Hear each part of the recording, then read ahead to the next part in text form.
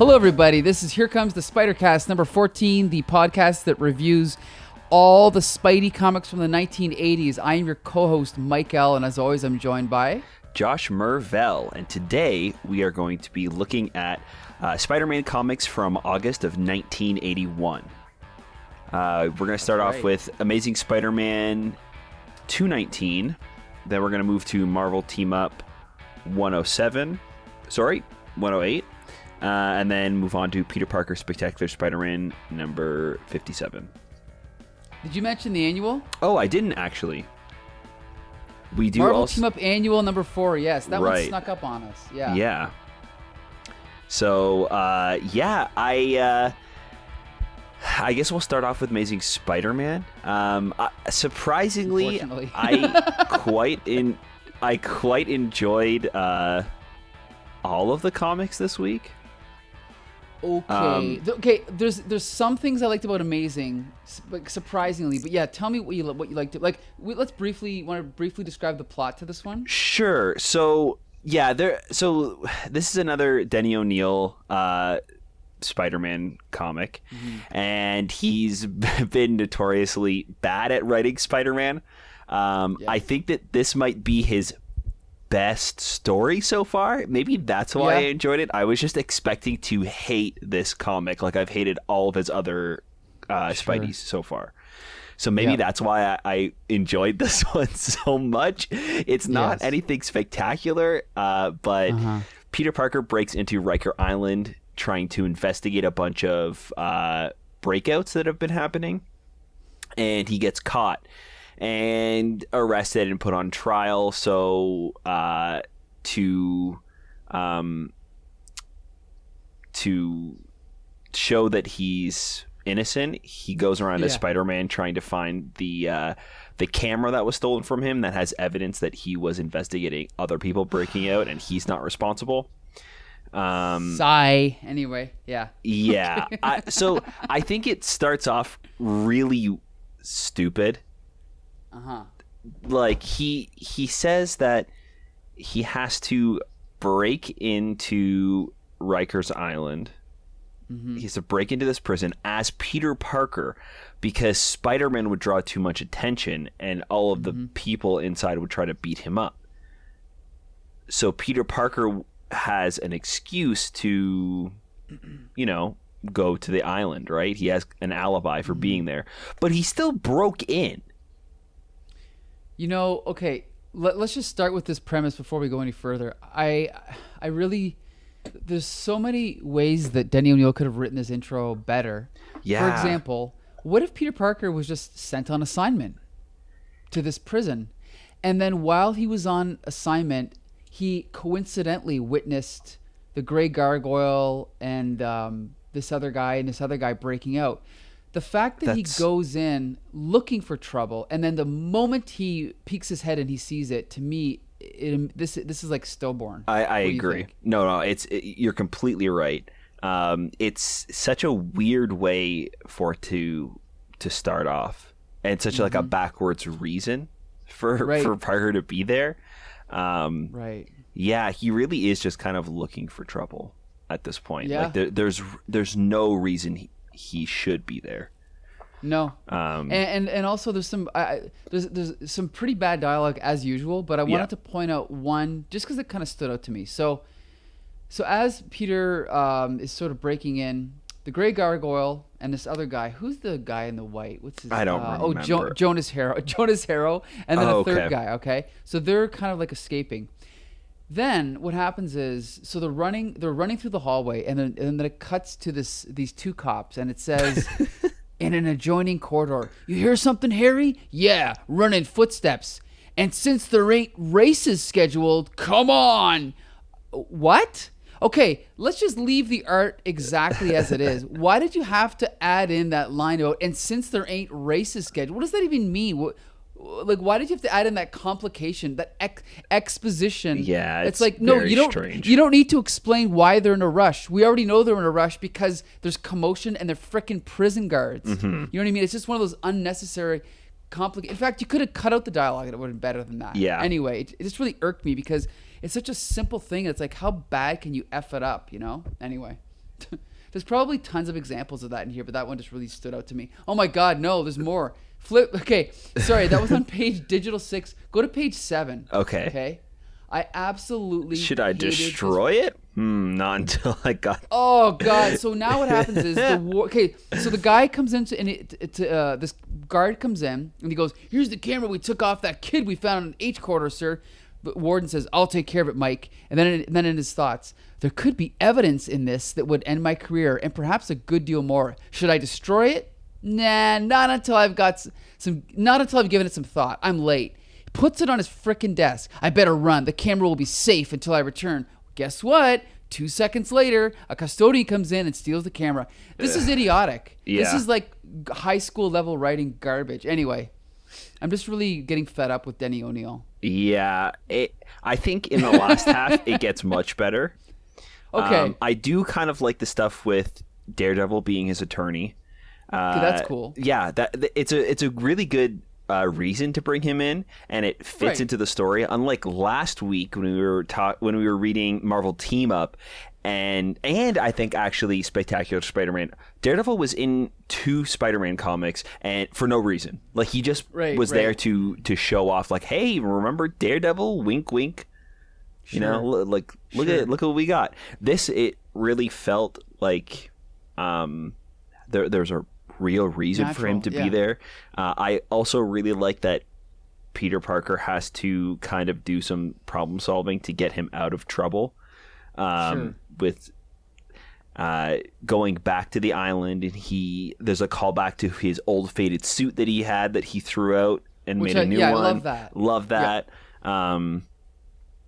Doing some investigative work in the prison for the camera, and I think that there is some fun stuff in here.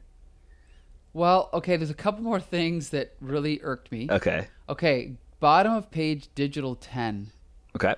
It really bugged me when Peter Parker's thinking, he's like, I wonder where Dubrath fits in. And he's like, blah, blah, blah. Hey, guard, can I see my attorney? I got to talk to. And then it cuts to Mr. Murdoch. You got to find my camera. Now, that's not a bad way to do a scene transition, like in the middle of a dialogue bubble, because in most of these Bronze Age comics, unfortunately, remember we pointed out in Spectacular, every single panel had a little explanation at the top saying, a few seconds later, a few moments later. Well, this is at least not doing that. But the problem is, it's one of those Denny O'Neil convenient things where it's like, why couldn't they make it a complication for him to see Matt Murdock? Like it's just a little bit too quick, I thought. And then when Aunt May comes and honestly, I assumed that he was already there to see him. Okay, I didn't read it, but now that you say that, I do see it as like a transition. Yeah, I got to talk to Mr. So that's clearly later, but they just made it so convenient that they just cut out that passage of time. Right.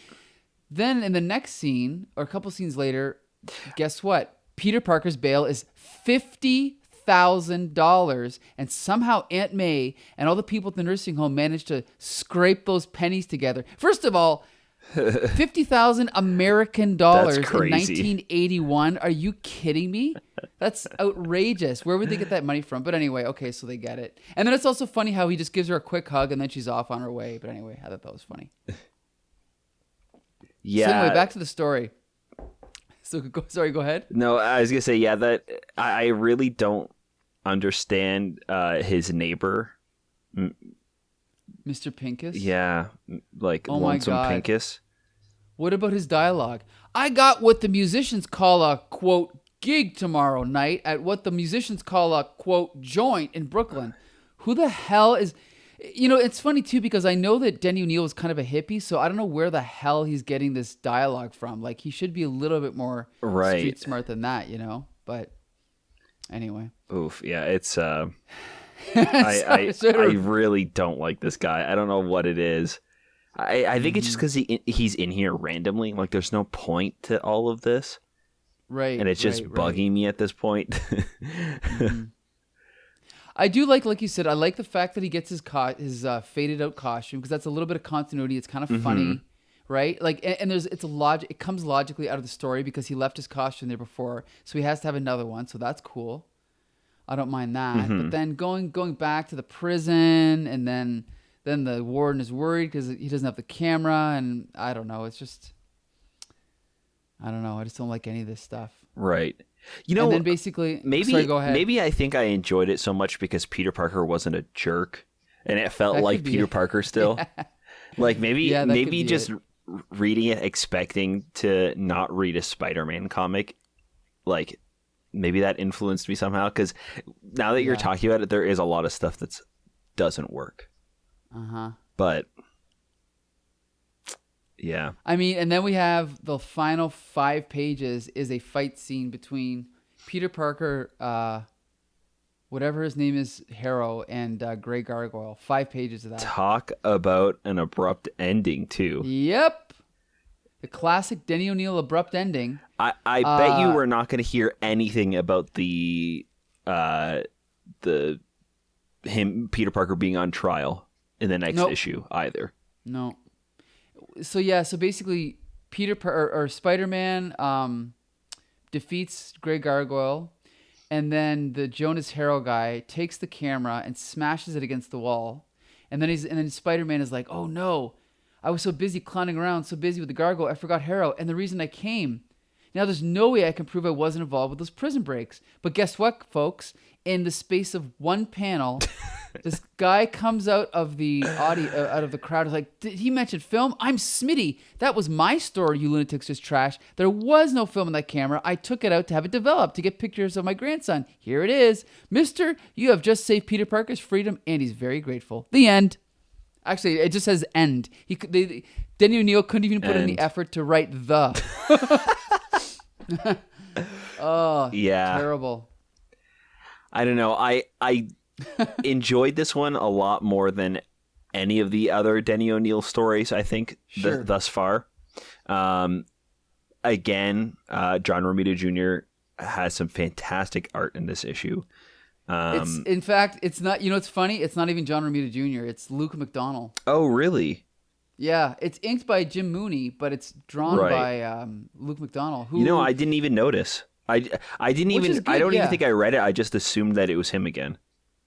Luke McDonnell, I don't remember, he did one Spidey issue a couple weeks back. I don't remember which one, but I noticed his art is much better in this one. Yeah. It looks good. In fact, that opening splash page is actually really good. It makes me wonder if he swiped it from somewhere else, because Spider-Man looks really good, except for his left leg. So maybe it was swiped from somewhere. Right. But yeah, the art was definitely fine. It was not bad. Yeah. So, what do you think of this cover by Frank Miller?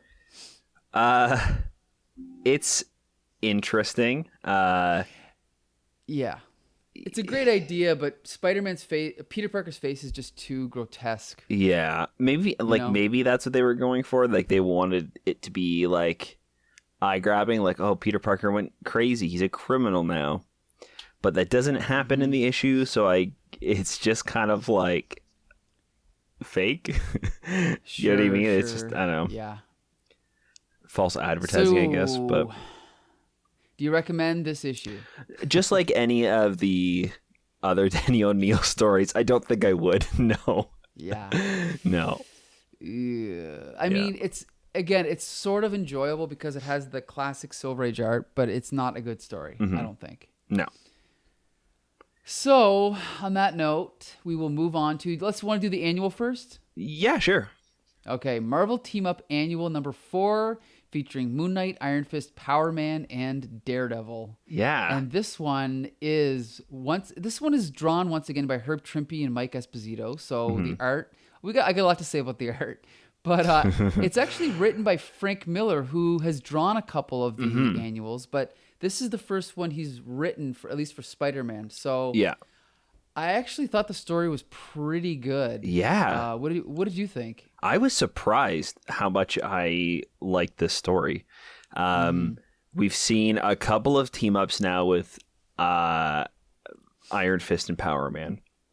And I think every time they've kind of been on the weaker side. So I thought that's what I was going to be getting again, another just kind of team up for team up's sake. But I really liked how they integrated all the heroes in this story. Daredevil more than others had more of a purpose to be there. Sure.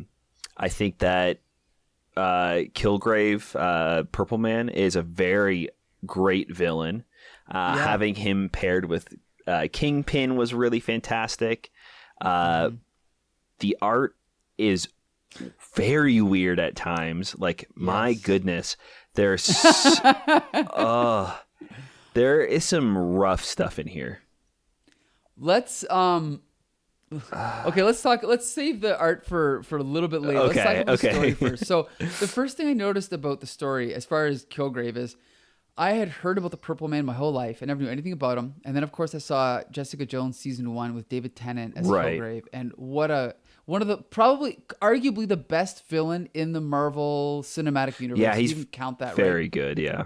He's excellent. And I kind of thought that most of the characterization they gave him was invented by the show creators, but it's pretty much here. Yeah. I mean, he's got a similar personality. He uses his power in the same way. I mean, obviously the show goes further. Right. But it's I mean, who knows? I mean, I haven't read those earlier Daredevils, so maybe we owe a lot of it to Frank Miller. I have no idea because I haven't read them. But right. A pretty freaking cool villain. Yeah, and he's even in a comic, like an 80s comic that's more on the pop fun side. He was still kind of scary. Yes, with some I of the agree. stuff he was doing. Like, he was making people, like, he was getting really close to making people just point guns to their own heads and kill themselves. Like, Right. there was some kind of dark imagery, and I think it really worked for this character. I also really like that they didn't make him all powerful too with this power, Right. and they gave him a little bit of weakness, and he's kind of at the will of Kingpin for a while, and then other people Right.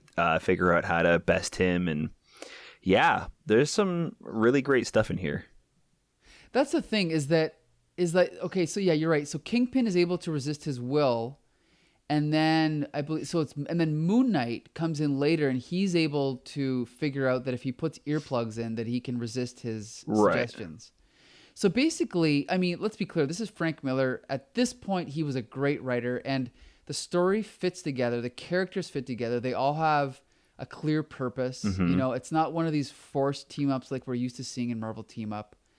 So overall, I mean, you could argue that maybe Power Man and Iron Fist, or they could probably be pulled out, and they could have just done a story with the other 3 superheroes, but I don't know. It was nice to see Daredevil or Kingpin in there as well, because I don't think we've seen him yet since we've started doing these episodes. No, actually, I don't think we have.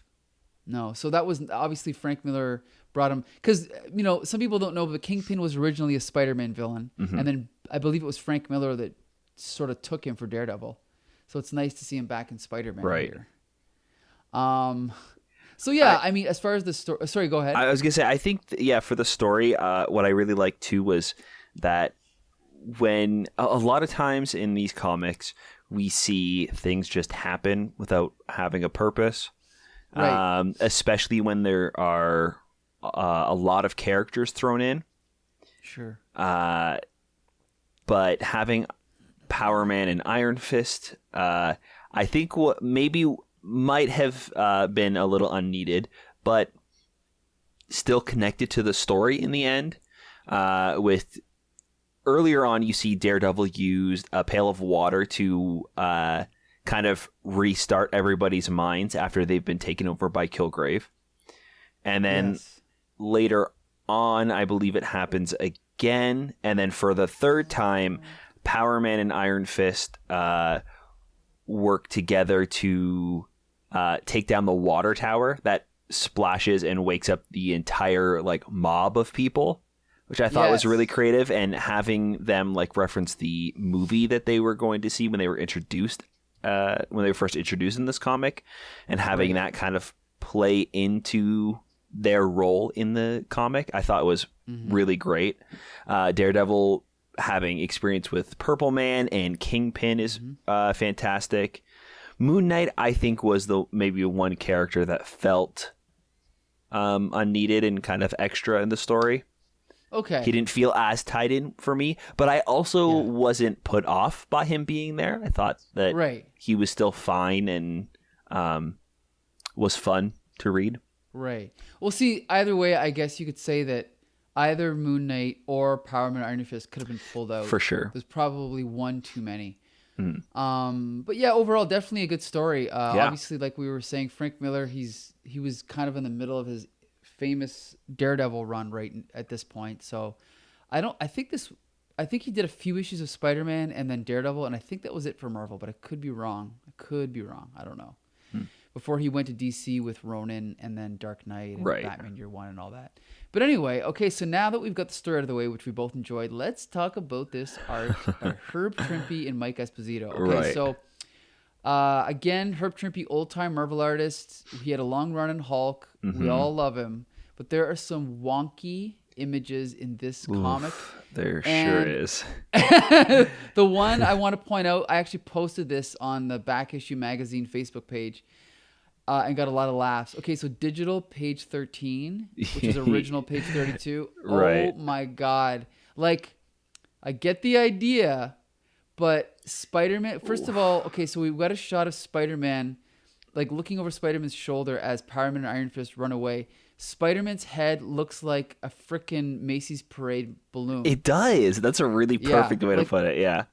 I got that from someone else. Someone else pointed that out. That's exactly what it looks like. You know, it's like, there's such a thing as exaggeration for shortening, but this is just pushing it too far. Yeah. What do you think? Yeah, it's very... Ooh.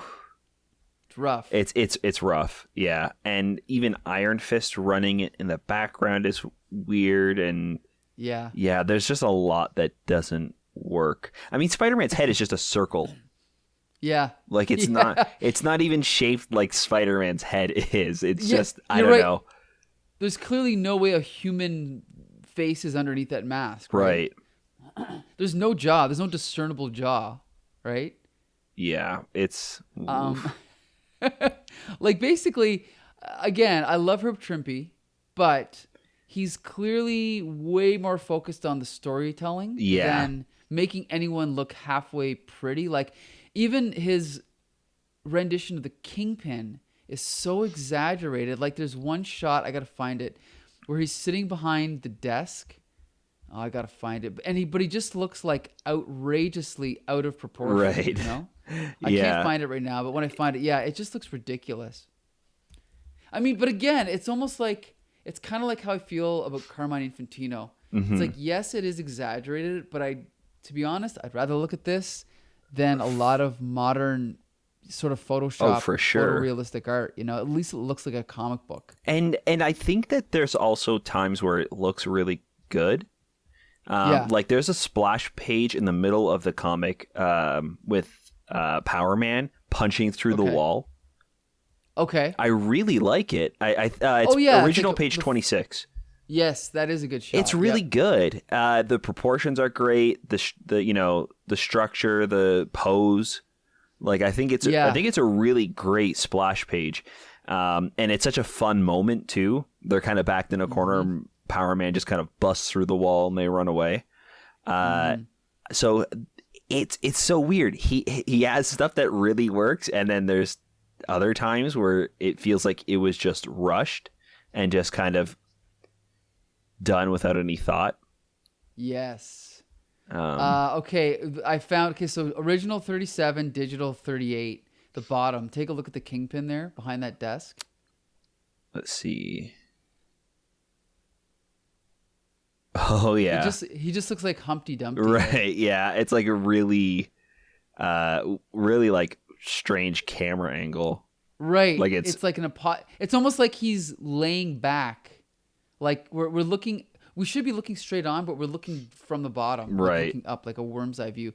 And now here's another thing is, what's his name? Herb Trimpe had a short run on Transformers, and he also did, what was it called? Shogun Warriors.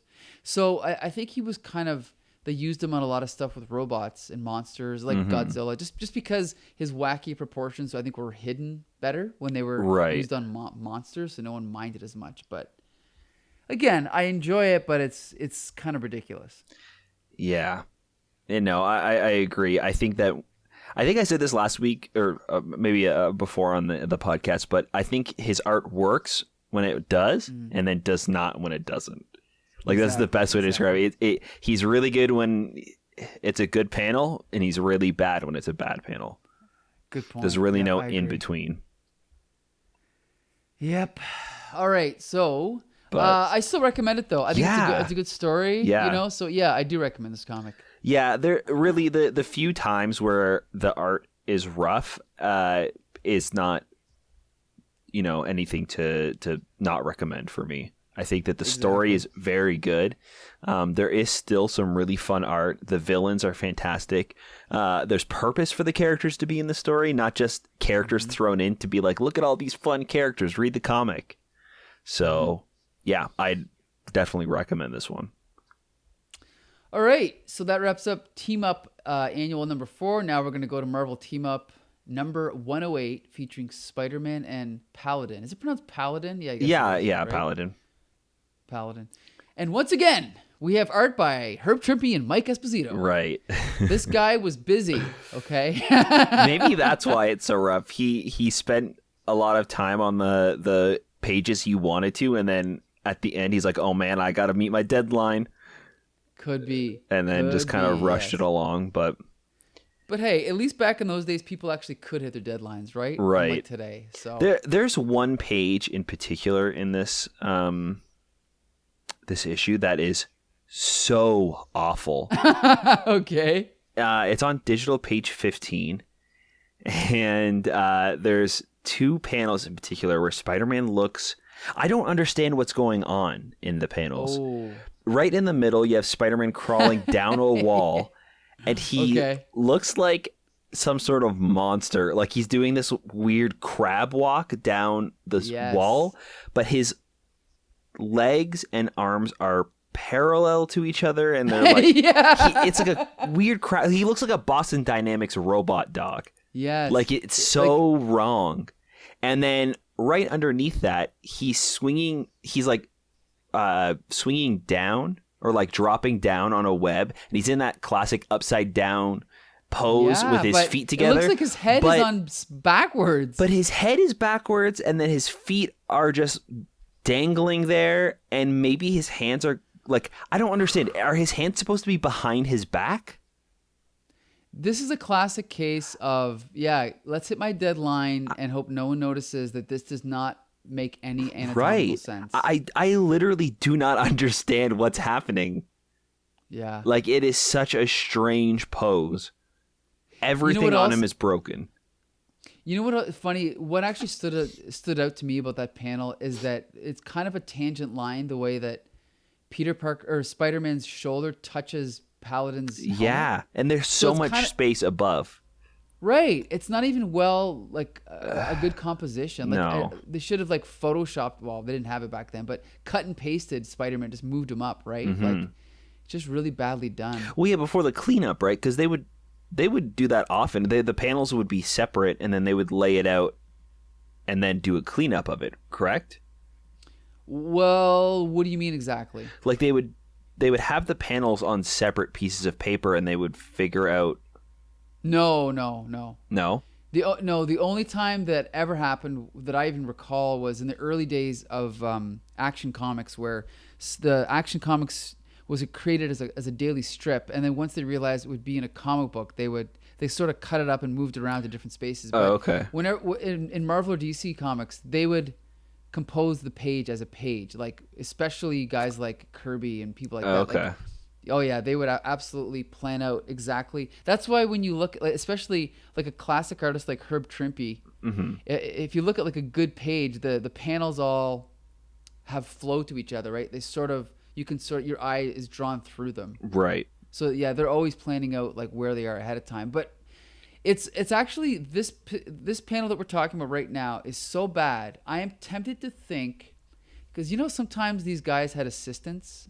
Okay, yeah. It's possible that either an assistant or maybe sometimes what they would do is they had this group of people called Romita's Raiders, and they would go in and if they needed art cleaned up, they would go in and fix it. But the guys that worked as Romita's Raiders were usually kids, like younger people that were just sort of breaking in.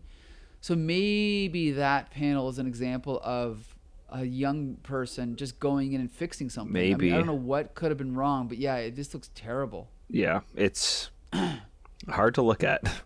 Yeah, it is. Yep. Yeah, and there's a lot of stuff like that in here, I found. Yeah, there is.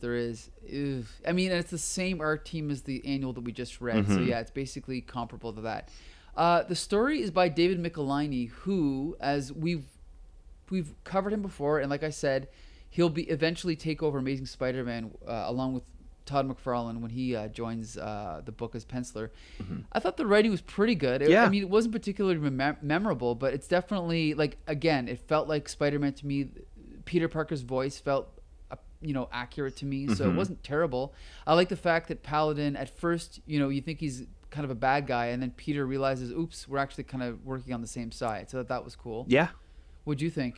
Yeah, I mean, it's definitely a trope in Marvel Comics, and I'm sure DC Comics as well, to have the two heroes, but right before they team up, fight each other and have a misunderstanding, and then kind of say, "Oh, you're not so bad. Okay, let's work together and get this bad guy together."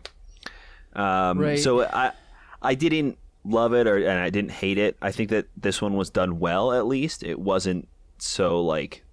It wasn't like a switch where they just kind of stopped fighting. Like, oh, we're on the same side. Okay, let's do this together. Like there was a little bit more to that in the writing and them realizing what was going on.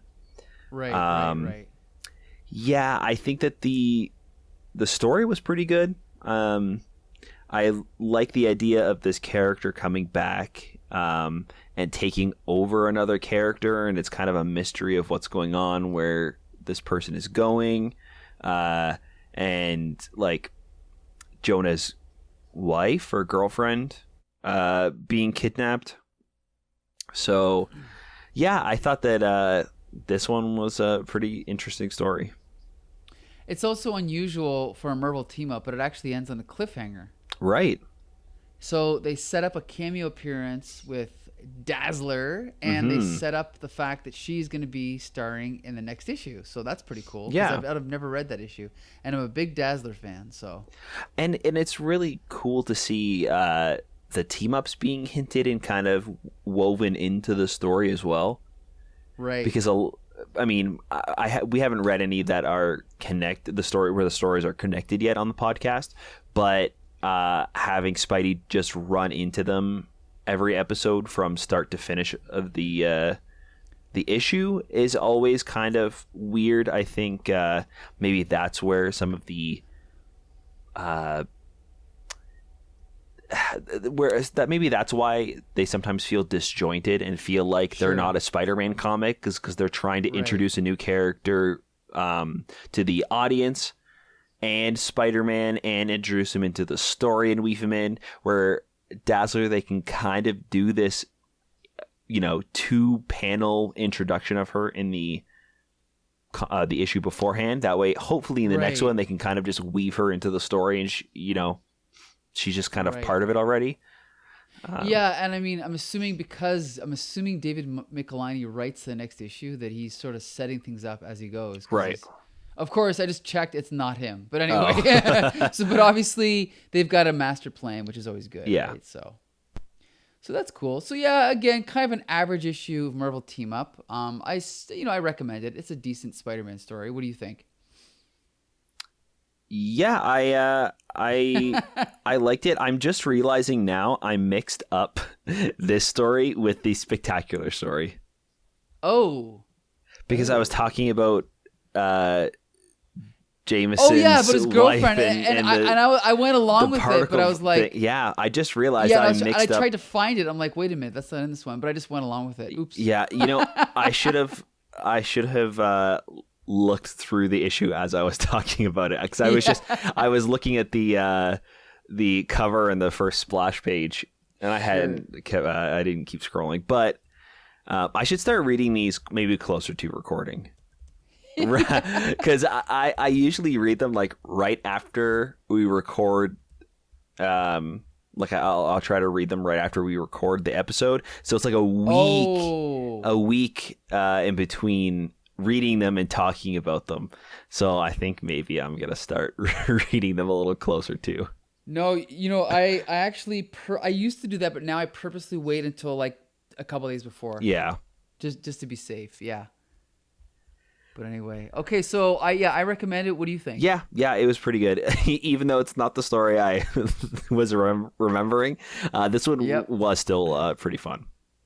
Excellent. Okay, so that brings us to Peter Parker, the Spectacular Spider-Man, number 57. I bet you'll never guess how I feel about this comic. Do you not like it? No, I liked it. Oh, okay. No, because I really like it. Yeah. Because I was just talking. Yeah. So I guess I showed my hand a little early, but I really enjoyed this one. I think this was the strongest story of the week. Yeah. Or I guess the month if you're thinking about it from 1981. But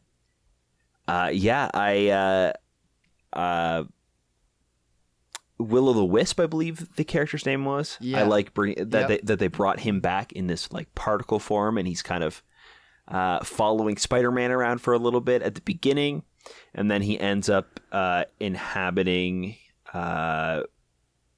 Killer Shrike's suit, right? And having the woman J. Jonah Jameson's girlfriend come along to kind of separate the two and reform Will-O-the-Wisp. I thought was pretty fun. Peter Parker has some really funny moments too, and he feels like Peter Parker in this issue. Yes. I think the thing that stuck out for me, I love that in the middle of this fight, he kind of detains a bunch of these goons that are after him, and then once he has a couple of seconds, he stops to call Aunt May. Yeah. Yeah, like it's just it's goofy, but I don't know. For me, I kind of liked it. It felt like a moment where I know that he stopped to call Aunt May, but it feels like in like modern comics when he gets a call from Aunt May in the middle of a fight or something's going on, and he's got to call, answer the phone to be like, nothing's wrong, I gotta go, see you later, and then hang up. Like it kind of had that feel where his personal problems are always mixed in with his spider superpower problems. So see, you know what could have? It did take me out of it a little bit. Would have made it better is imagine if Peter called Aunt May first before the fight, and then he had to let her go, and she's like, "Well, I need to call you back, so give me the number where you are." And then she called this like payphone, right? That would have been funny in the middle of the fight, and then he had to answer it because it's Aunt May. Yeah, that to me would have at least been a little bit more believable. But for sure, it did take me out of it because it does that sort of cliche where now he's punching guys over the back of his head like, without even looking. It's a little bit. It takes me out of it. But yeah, it was a funny moment. Yeah. Though. But yeah, I know what you're saying.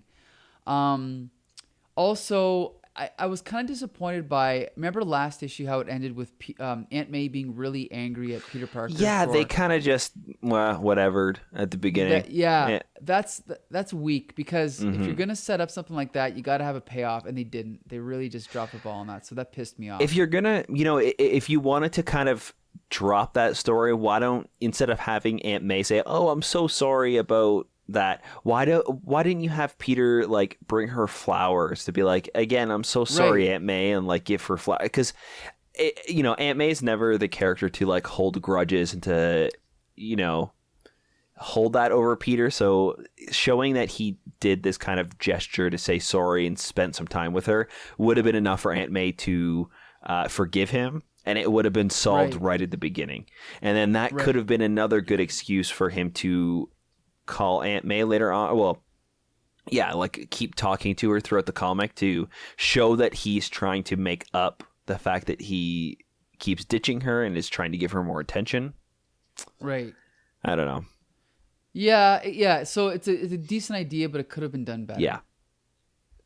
Also, I got to point out, did you notice who the penciler was this issue, or the layout artist? Once again, it was Jim Shooter, the editor-in-chief of Marvel at the time, who also did the layouts for last issue and was surprisingly good. Mm-hmm. So once again, we get some very straightforward storytelling, kind of almost retro, where the panels are very basic, like sort of mid, what's that word? Like not close up, not extremely wide, but sort of a middle shot. Almost every panel, like a medium, right? Like a medium shot. Yeah. Jesus, I'm a filmmaker. I should know this, but yeah. Kind of like eye level angle, So, but again, very clear storytelling. Yeah, it's very concise and to the point for sure. Right. You understand everything that's happening. Exactly. And so, yeah, kind of just yet another classic issue of Spectacular Spider-Man by Roger Stern. And it's just funny. Because basically at this point, for the past 2 years worth of comics that we've covered, Roger Stern is obviously the best writer and the most consistent writer on any Spider-Man book at this time. So this is clearly the best book. Yeah, I can definitely agree with that. But obviously, at the time, Denny O'Neil was the bigger name, so he was amazing. But that's not going to last long. Right. So yeah, I definitely recommend this comic. Yeah. I think the one big note I had is at the beginning of the comic, I didn't really like Killer Shrike. Is that what his name was? Killer Shrike, yep. He didn't feel like he was connected to the story a whole lot, and it was kind of just like a weird character that they brought in, like a weird choice for them to choose this character to be, to like tied into the story and be controlled by Will-O-the-Wisp, by these particles. But I do like that at the end of the comic, there was a reason why he was chosen and any other character was kind of bypassed, was the fact that he Will-O-the-Wisp needed the blasters to power the machine. Right. So I thought that was pretty clever. And it's not really that clever. It's not like a grand reveal or anything, but there was a purpose behind it, and I really love that. Right. Just logical, yeah. Yeah. Again, Roger Stern is not really groundbreaking. It's just that he's a good superhero writer. He knows how to write. And it's also obvious that, again, the difference between him and Denny O'Neil is he's just plotting by the seat of his pants. Yeah. Just, okay, I want this to happen, then I want that to happen. Whereas it seems like Roger Stern is sweating a little bit, like going, okay, what could happen next? Yeah. And like getting creative with all of his choices. Right. I think that's the difference. That's what makes it enjoyable. Right. And I think that the thing is, too, he's being creative while also giving purpose for the things that are happening, not just having random things happen, like Pinky, the awful guitar man that keeps annoying Peter Parker. Like, it's just random, right? There's stuff in the comic that shouldn't be there. There's no purpose for them to be there. But in this one, again, even when it does deviate, there's a reason for it. When there's things kind of just thrown in for humor, it's because Peter Parker's trying to connect with Aunt May and he's making this phone call and punching people behind his back. Or if a random guy is going to get controlled, it's because his powers are needed at the end to save the person controlling him. So that, there's definitely a reason for everything happening. And it's not groundbreaking and phenomenal, but it's serviceable and has a purpose. So it's definitely satisfying. So guess what, Josh? Next week is a monumental week for me. Okay? Really? Yes, because next week we are going to be reviewing the very first Spider-Man comic I ever bought. Ooh. Okay? Yes. Now, I don't know exactly how release dates versus cover dates work. But next week we will be covering September 1981. Okay, so depending on when it came out, I was about 5 years old. Okay, cool. So yes, I either just turned 5 or I was a few months into my 5th year. But yeah, I just turned 5, and my first ever Spidey comic was Peter Parker, The Spectacular Spider-Man number 58. So I'm really looking forward to next week. So it's going to be an important one for me. Ooh, that's exciting. Yeah. So anyway, I'd like to thank everybody for joining us again. Yeah. Josh, you can take it from here. Yeah. If you guys want to follow us or, give us a review, let us know what you think about the podcast or the comics we've been reading. You can follow us and chat with us over at the Comic Book Syndicate on Facebook and Comic Syndicate on Twitter. Yeah, you can follow us on Spotify as well, but you can't comment. Yeah. So is it just Spotify right now, or have we? No, it's Spotify. What is it called? Stitcher. Stitcher. Okay. Have we gotten on Apple Podcast yet? I don't think so. Okay. I don't know. Well, if you do end up finding us on Apple Podcasts, let us know. Let us know and drop a review there, because reviews really help on Apple Podcasts.